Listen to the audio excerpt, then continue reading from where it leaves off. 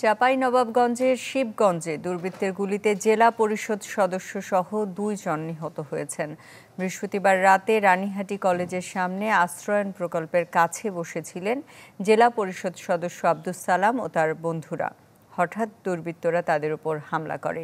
এ সময় প্রথমে ককটেল বিস্ফোরণ করে তাদের উপর গুলি ছোড়ে হামলাকারীরা। এতে ঘটনাস্থলেই মারা যান আব্দুস সালাম।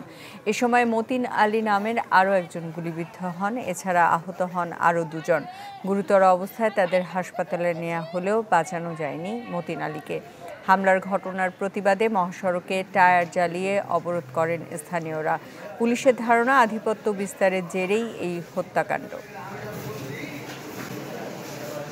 অতর্কিতভাবে বোমা বিস্ফোরণ, একটা বোমা ফোটার পরে গুলি এলোপাথারিভাবে গুলি করছে এবং বোমা মারছে। আরেকটা ইনজুরি ছিল বাম পায়ে হাঁটুর একটু উপরে, সেখানে একটা ইনজুরি ছিল যেটা গুলি করা হয়েছিল হয়তো, এবং গুলিটা একদিক দিয়ে ঢুকে আরেক দিক দিয়ে বের হয়ে গিয়েছিল। অন্ধকারে অতর্কিতে কিছু দুর্বৃত্ত এসে হামলা করে। কি কারণে এই ঘটনাটা ঘটলো? কারণ এলাকার পরিস্থিতি শান্ত, সবকিছু ভালো, আমরা তদন্ত করে দেখছি।